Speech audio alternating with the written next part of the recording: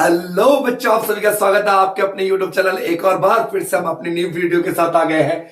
आज पिछली क्लास में हमने बच्चों अपना चैप्टर नंबर सेकंड, जिसका नाम है दो ध्रुवता का अंत, इस चैप्टर को हम लोगों ने पढ़ लिया था। इसकी फर्स्ट वीडियो और सेकंड वीडियो हमने बना दी अपने चैनल पे। अगर आपने पहले वो नहीं देखा तो पहले वो देख लीजिए। आज हम अपना थर्ड वीडियो शुरू करने वाले हैं, जिसमें हम पढ़ेंगे शॉक थेरेपी को। ठीक है बच्चों, शॉक थेरेपी होता क्या है और इसके क्या परिणाम हुए, और इससे जुड़े हुए थोड़े से छोटे छोटे हम क्वेश्चंस को भी पढ़ेंगे। तो अगर शॉक थेरेपी से अगर आपके क्वेश्चन आ जाए एक नंबर का, तो सिंपल सा लिखना, आघात पहुंचा के उपचार करना, किसी को चोट पहुंचा करके उसका इलाज करना, किसी को चोट पहुंचा के तकलीफ दे करके उसका इलाज करना ही शॉक थेरेपी कहलाता है। जैसे सोवियत संघ का जब विघटन हो गया ना, तो सोवियत संघ के विघटन से पहले देखिए, सोवियत संघ की आप सोवियत प्रणाली पढ़ के आए हो ना। सोवियत प्रणाली में हमने क्या पढ़ी थी? सोवियत संघ की आर्थिक और राजनीतिक व्यवस्था। आर्थिक और राजनीतिक व्यवस्था तो हमने जान ली है। तो सोवियत संघ की जो आर्थिक और राजनीतिक व्यवस्था जो थी वो समाजवाद थी। तो समाजवाद थी, बंदर व्यवस्था थी। तो सोवियत संघ जब समाजवाद से किस में आ रहा था? पूंजीवाद में। समाजवाद से किस में आ रहा था? पूंजीवाद में। सोवियत संघ जब समाजवाद से पूंजीवाद में आ रहा था, सोवियत संघ की पहली अर्थव्यवस्था कैसी थी? बंद अर्थव्यवस्था। अब कैसे ओढ़ने वाली है? खुली अर्थव्यवस्था। सोवियत संघ जब समाजवाद से पूंजीवाद की ओर बदल रहा था, तब ये बदलाव जो था बहुत ही तकलीफों के साथ होके गुजरा, बहुत कष्ट के साथ होके गुजरा। तो इसी कष्टप्रद संक्रमण बदलाव को ही हम क्या कहते हैं? शॉक थेरेपी कहते हैं। क्या कहते हैं बच्चों? Shock therapy. तो शॉक थेरेपी क्या है? साम्यवाद के पतन के बाद, जब सोवियत संघ का विघटन हो गया और सोवियत संघ में जो साम्यवादी व्यवस्था थी उसके खत्म होने के बाद गणराज्य एक सत्तावादी समाजवादी व्यवस्था से लोकतांत्रिक पूंजीवाद व्यवस्था में जो कष्टप्रद संक्रमण बदलाव था होकर के गुजरा। ठीक है, ये जो नए सुधार थे ये रूस, मध्य एशिया के देश और पूर्वी यूरोप के द्वारा विश्व बैंक और IMF के निर्देश अनुसार अपनाया गया था। तो शॉक थेरेपी क्या था? समाजवाद से पूंजीवाद में जो बदलाव था, रूस, मध्य एशिया, पूर्वी यूरोप के देशों का, किसके कहने पे? वर्ल्ड बैंक और IMF के कहने पे, निर्देश अनुसार। ठीक है, शॉक थेरेपी के परिणाम, शॉक थेरेपी के परिणाम क्या निकले भाई? शॉक थेरेपी का पहला परिणाम क्या है? उद्योग धंधों का पतन। सोवियत संघ के अंदर जितने भी उद्योग धंधे थे वो पूरी तरीके से क्या हो गए? खत्म हो गए। पूरी तरीके से क्या हो गए बच्चों? खत्म हो गए। सोवियत संघ के अंदर जो उद्योग धंधे थे वो पूरी तरीके से खत्म हो गए। पहला परिणाम। दूसरा, भोजन और खाद्यान्न सुरक्षा का पतन। सोवियत संघ ने क्या कहा था? रोटी, कपड़ा, मकान, स्वास्थ्य सेवा, शिक्षा सब कुछ सरकार देगी, खाने पीने भी सरकार देगी, सब खत्म। अब खत्म। शॉक थेरेपी अपना है, इसका परिणाम निकला ये भी खत्म, क्योंकि सुधार कर लिया सोवियत संघ ने अपनी व्यवस्था में। सोवियत संघ का दिवालियापन, कंगाल हो गया। सोवियत संघ क्या हो गया बच्चों? कंगाल हो गया। महंगाई सोवियत संघ में बहुत ज्यादा क्या हो गई? बढ़ गई। जीडीपी उत्पादन गिर गया सोवियत संघ में। पूरे क्षेत्र की अर्थव्यवस्था क्या हो गई? तहस नहस हो गई। और इतिहास की सबसे बड़ी गैराज सेल, इतिहास की सबसे बड़ी गैराज सेल, मतलब भाई क्या करा सरकार ने? जो पहले सरकार जिन उद्योगों को चलाती थी उन उद्योगों को औने पौने दामों में बेच दिया गया। ठीक है, उसी को कहा गया गैराज सेल। जैसे भी सस्ते सस्ते रेट में। रूस की जो मुद्रा थी रूबल, रूसी मुद्रा को हम कहते हैं रूबल। ठीक है, तो रूस की जो मुद्रा थी रूबल, इसकी वैल्यू में भारी क्या देखने को मिली? गिरावट। और आर्थिक विषमताएं बढ़ गई। सोवियत संघ के अंदर अमीर और गरीब के बीच का जो गैप था वो बढ़ गया। माफिया वर्ग का उभार हुआ। ये हमने पढ़ लिया अपना सोवियत संघ के क्या? शॉक थेरेपी के परिणाम। शॉक थेरेपी और शॉक थेरेपी के परिणाम। आज कुछ और इंपॉर्टेंट छोटे छोटे क्वेश्चंस हैं। कहां के राष्ट्रपतियों ने अपने आप को 10 वर्ष के लिए बहाल कर लिया? तो मध्य एशिया के जितने भी देश आते हैं, आपको पाकिस्तान को छोड़ के, जिसके पीछे तान लगता हो आप नाम आंख बंद करके ले लीजिएगा। कौन कौन से? कजाकिस्तान, उज्बेकिस्तान, तुर्कमेनिस्तान, किर्गिस्तान, है ना, जितने भी तुर्कमेनिस्तान, उज्बेकिस्तान। तो यहां के जो राष्ट्रपति थे अपने आप को 10 वर्ष के लिए इन्होंने क्या कर लिया? बहाल, मतलब फिक्स कर लिया। इन्हें 10 सालों से पहले कोई नहीं हटा सकता था। ठीक है, आगे नेक्स्ट क्वेश्चन क्या है? ये एक नंबर के क्वेश्चन है, इंपॉर्टेंट क्वेश्चन है। ठीक है, रूस के किन दो गणराज्यों में हिंसक अलगाववादी आंदोलन चले? ये तो बहुत इंपॉर्टेंट क्वेश्चन है। रूस के किन दो गणराज्यों में हिंसक अलगाववादी आंदोलन चले? तो रूस के दो गणराज्य चेचन्या और दागिस्तान में अलगाववादी क्या चले? आंदोलन चले। ठीक है, नेक्स्ट क्वेश्चन क्या है? देखिए, सोवियत संघ के विघटन के बाद उसका उत्तराधिकारी कौन बना था? रूस बना था। तो सोवियत संघ का उत्तराधिकारी, ये भी एक नंबर का क्वेश्चन है, सोवियत संघ का उत्तराधिकारी कौन था? रूस था भाई। 2001 में भारत और रूस के बीच कितने सामरिक समझौते? अच्छा, जहां पे लिखा है ना सामरिक, सामरिक का मतलब था विभिन्न विभिन्न क्षेत्र, जैसे विज्ञान हो गया, टेक्नोलॉजी हो गया, साइंस एंड टेक्नोलॉजी हो गया, एग्रीकल्चर हो गया, इन्वायरमेंट चेंज हो गया, इन सब अलग अलग मुद्दों पे, अंतरिक्ष में हो गया, सुरक्षा में हो गया। तो 80 द्विपक्षीय समझौता। अच्छा, द्विपक्षीय समझौता कौन सा देश शांतिपूर्वक दो हिस्सों में बट गया?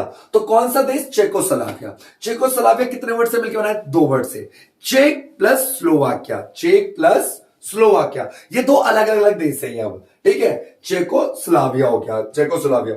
नेक्स्ट एक क्वेश्चन है बाबू, वेरी इंपॉर्टेंट क्वेश्चन है। तो 1991 के बाद कौन सा देश कई हिस्सों में टूट गया? तो यूगोस्लाविया। और क्वेश्चन, यही क्वेश्चन घुमा के क्या पूछता है आपके पेपर में? ये पूछेगा बाल्कन क्षेत्र का सबसे गहन संघर्ष कहां पे हुआ? तो बाल्कन क्षेत्र का सबसे गहन संघर्ष कहां पे हुआ? तो यूगोस्लाविया। क्वेश्चन ऐसे पूछता बच्चों कि भाई जो यूगोस्लाविया है, कौन सा देश कई हिस्सों में टूट गया? तो यूगोस्लाविया टूट गया कई हिस्सों में, ठीक है। तो वापस से एक बार थोड़ा सा और रिवाइज कर लेते हैं, हल्का सा थोड़ा सा दिमाग को घुमाते हैं। चैप्टर का नाम क्या था बच्चों? चैप्टर नंबर हमारा जो फर्स्ट है, बुक नंबर फर्स्ट का, जो हमारी पॉलिटिकल साइंस की बुक फर्स्ट है, पॉलिटिकल साइंस की बुक फर्स्ट का चैप्टर नंबर फर्स्ट है, जिसका नाम क्या है? दो ध्रुवता का अंत। क्या नाम है बच्चों? दो ध्रुवता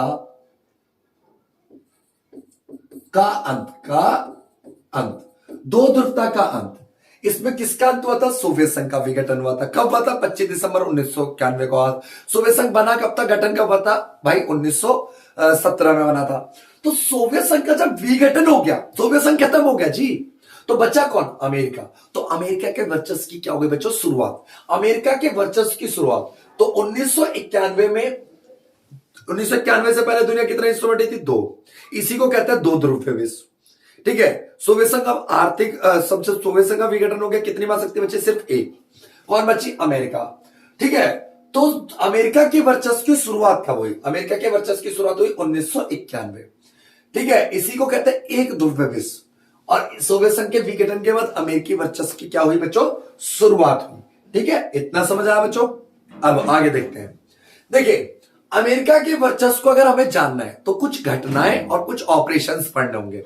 आपको सिलेबस में 4 ऑपरेशन पढ़ने हैं। Operation desert storm, operation infinite reach, operation enduring freedom, operation Iraqi freedom. 4 operation पढ़ने हैं, चारों से जुड़ी कुछ घटनाएं हैं, उन घटनाओं को पढ़ना है। चलिए शुरू करते हैं घटनाओं को पढ़ना, ठीक है।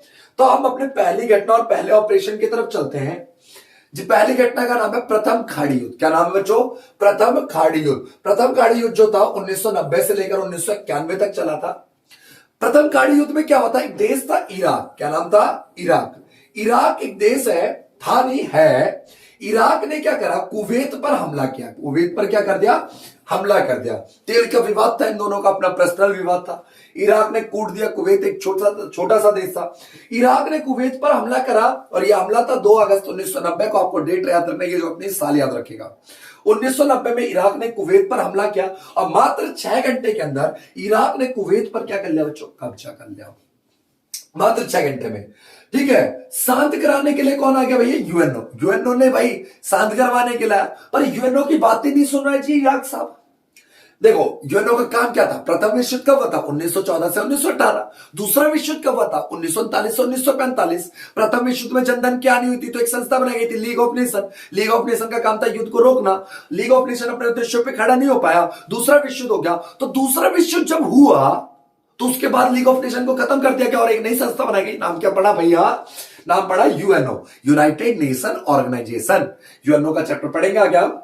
इराक ने कुवैत भैया पे हमला करा। इराक ने कुवैत भैया पे हमला करा और मात्र 6 घंटे में रगड़ दिया और यूएनओ ने बल का प्रयोग किया। यूएनओ शांत कराने आया, पर यूएनओ भाई साहब की बात नहीं सुनी इराक भाई साहब ने। इराक भाई साहब कह रहे हैं हम नहीं सुनेंगे, हम तो कूटेंगे। तो यूएनओ ने क्या करा? कूटोगे तो भैया लो भारत पाए। अमेरिका यूएसए को बोल दिया, प्लीज सर अमेरिका साहब, आप ताकतवर देश है, आप बहुत ही शक्तिशाली हैं, आप महान हैं, आप परमात्मा हैं, जाइए आप थोड़ा सा दीजिए इसको भपका, इसको इराक भाई साहब को भपका दीजिए। तो वापस से समझेगा, इराक ने कुवैत पर हमला किया, कुवैत पर हमला करा, कब्जा कर लिया 6 घंटे में। तो यूएनओ भाई साहब के शांत करवाने, यूएनओ की बात नहीं सुनी इराक भाई साहब ने। तो यूएनओ भाई साहब ने अमेरिका भाई साहब को बोला थोड़ा देखिए, रगड़ा दीजिए इसे।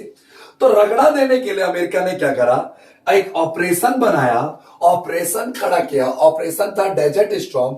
इस ऑपरेशन में 34 देशों की मिलीजुली सेना थी बच्चों। इस ऑपरेशन में टोटल सैनिक थे 6,60,000, जिसमें से 75% जो सैनिक थे, 75% ऑफ द वो टोटल सैनिक, ये कहां के थे, अमेरिका के थे। इस जो ऑपरेशन डेजर्ट स्टॉर्म है, इसके ऑपरेशन के हेड जो थे, लीड कर रहे थे हमारे नॉर्मन श्वार्ज़कोप साहब थे। इसमें स्मार्ट बमों का यूज क्या था, पूरी दुनिया ने इसे लाइव टेलीविजन पे देखा था। दुनिया का पहला युद्ध था जिसे टेलीविजन पे दिखाया गया था। इसीलिए इसे कंप्यूटर वॉर और वीडियो गेम वॉर के भी नाम से जाना जाता है। ठीक है बच्चों, प्रथम कार्ड युद्ध वॉर के नाम से। इसमें क्या हुआ था, इराक, इस ऑपरेशन का लक्ष्य क्या था, कुवैत को आजाद कराना, ताकि इराक अपनी जो सेना है कुवैत के अंदर वो वापस हटा ले।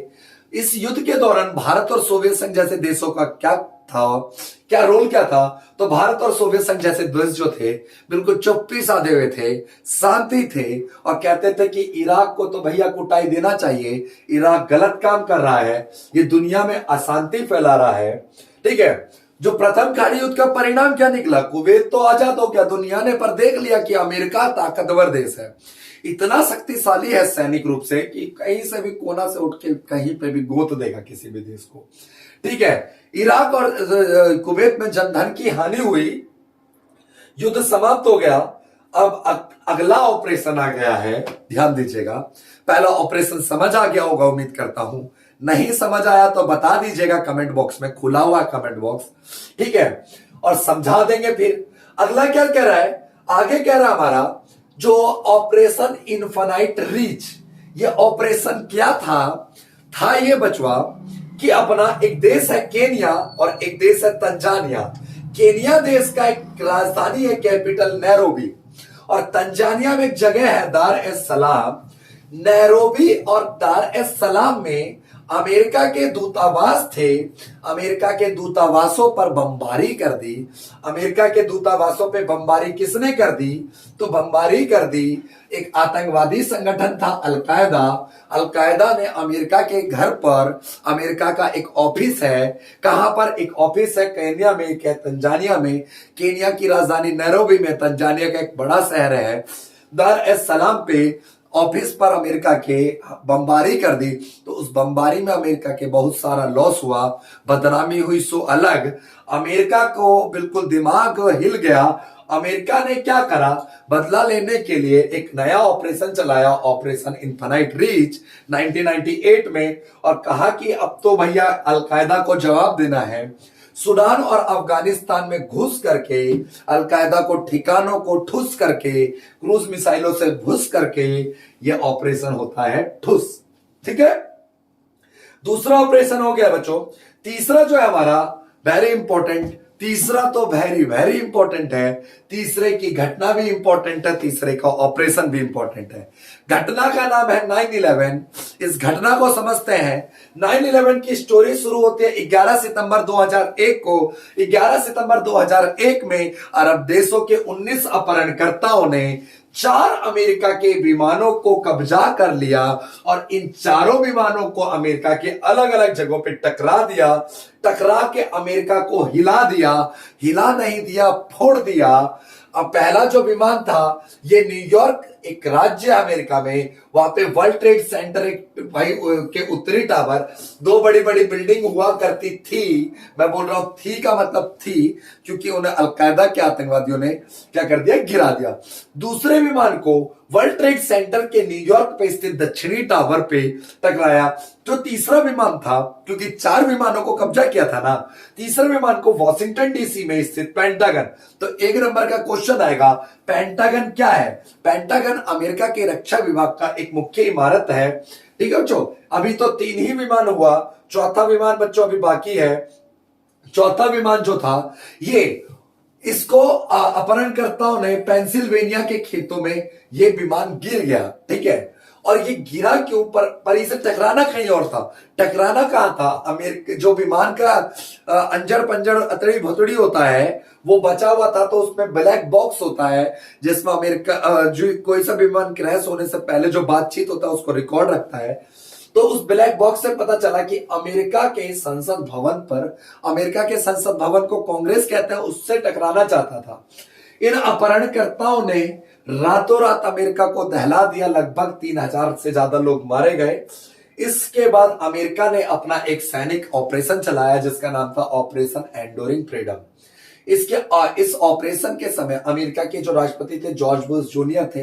9/11 की घटना के बाद अमेरिका ने यह ऑपरेशन चलाया था। अलकायदा और तालिबान को अफगानिस्तान और पूरे विश्व व्यापक गिरफ्तारियां करी अमेरिका ने, और अमेरिका ने अपना फिर से क्या दिखाया, वर्चस्व दिखाया, आतंकवाद के खिलाफ लड़ाई लड़ी।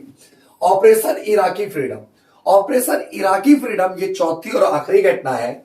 इसमें क्या होता, अमेरिका के द्वारा इराक पर हमला किया गया, अपनी मनपसंद की सरकार को बनाना चाहते थे और तेल के भंडारों पे कब्जा करना चाहते थे। 19 मार्च 2003 को जॉर्ज डब्ल्यू बुश इस ऑपरेशन के समय राष्ट्रपति थे। अमेरिका ने कहा कि इराक सामूहिक संहार के हथियार, बोले तो परमाणु हथियार बनाना, ऐसे कोई भी प्रमाण नहीं मिले कि इराक किसी भी तरह के हथियार बनाना चाहता था। कुल मिला के ये हुआ कि इराक ने करा कुछ नहीं और पिटा सो अलग।